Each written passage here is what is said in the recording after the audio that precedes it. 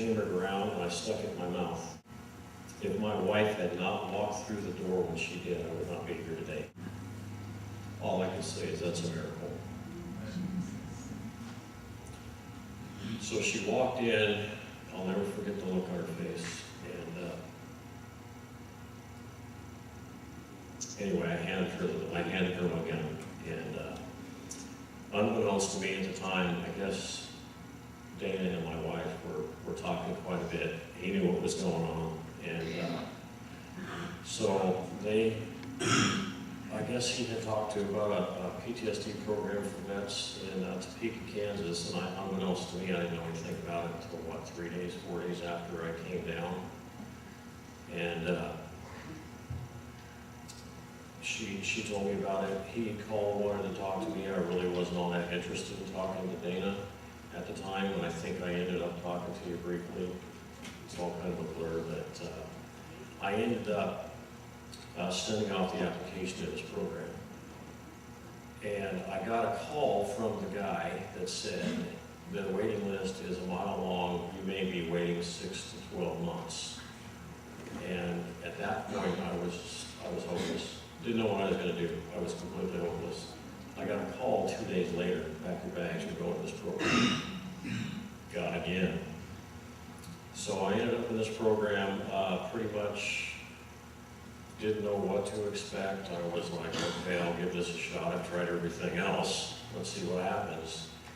And it was an intense 7 weeks of my life that I'll never forget.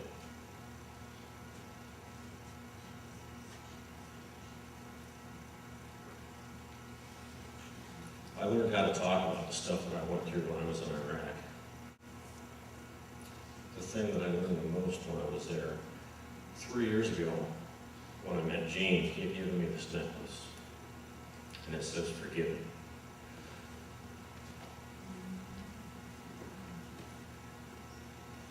I forgave myself in that program.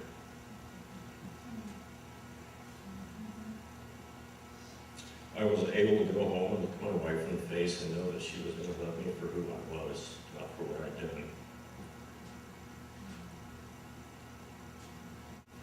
So needless to say, I still have my issues, I have my bad days. But now by the grace of God, I can get out of bed every day. I know I'm forgiven for what I've done. I've forgiven myself for what I've done. It's still kind of hard, as you can tell. And if you guys didn't know this is the first time I've ever told anybody the story. Some of the people that have been there for me, obviously Dana, you two, are very important to me. We got to go to their house once a week and eat, and that was another, I didn't even know there was a Point Man there until you picked us up that first night, and I was like, oh man, that guy knows who I am.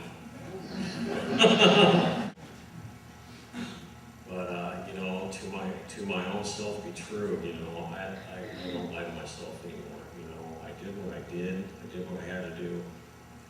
I'm not exactly proud of everything I did. But as soldiers, we got to do what we got to do. That's what it is. So, and to be absolutely honest with you,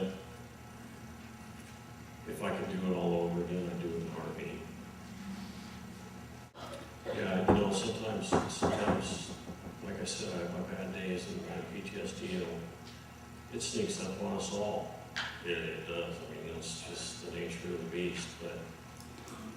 But now I know how to give it to God, and when I get to that point where I think I'm just going to snap, it's like getting tapped in the forehead by Him. It's like, hey, I'm right here, give it to me. And now I know how to give it to God. Before I was the first outpost leader. I was the first guy to come home from Iraq, Afghanistan, to start an outpost. And for the longest time, I thought I was helping guys. I really did. I thought I was doing something good. And I was fooling myself. I was fooling the people that I was trying to help. Now I'm driven. I'm committed to Point Man. I'm committed to serving my fellow vets. And now I can say I can do it. There's a gal in our church that was really sick here a few months ago. And while she was sick, she was doing a lot of praying. And unbeknownst to me or my wife, when she got out of the hospital, she came to our house and floored me. She goes, "Paul, God's been talking to me about you." And I said, "Really? What did I do this time?"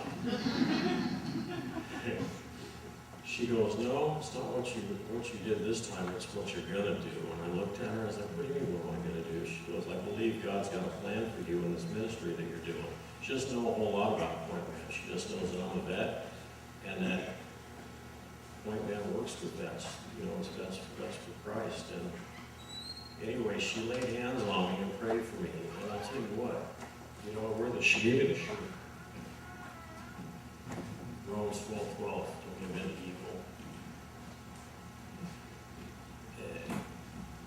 It's real interesting how my week went. After she prayed over me and my wife, it was a horrible week. And I mean, Satan was trying to beat me down like there was no stopping.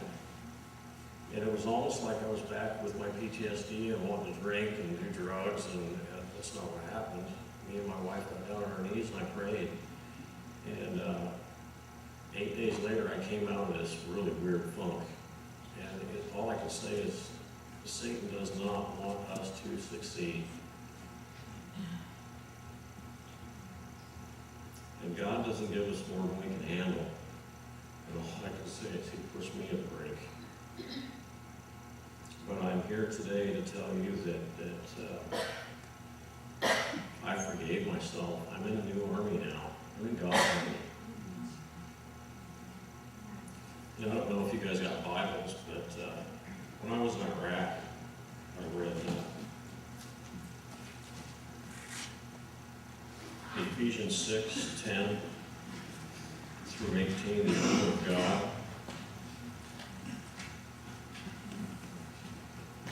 Finally, be strong in the Lord and His mighty power. Put on the full armor of God so that you can take up your stand against the devil's schemes. For our struggle is not against flesh and blood, but against the rulers, against the authorities, against the powers of this dark world, and against the spiritual forces of evil in heavenly realms. Therefore, put on the full armor of God, so that when the day of evil comes, you may be able to stand your ground. And after you have done everything to stand firm then, with the belt of truth buckled around your waist, with the breastplate of righteousness in place, and with your feet fitted with the readiness that comes from the gospel of peace.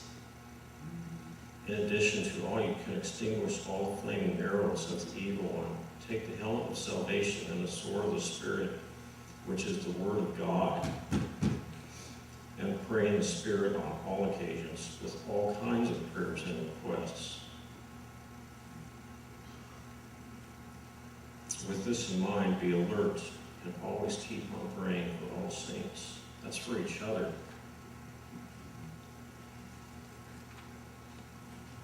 It's a new army, it's a new day.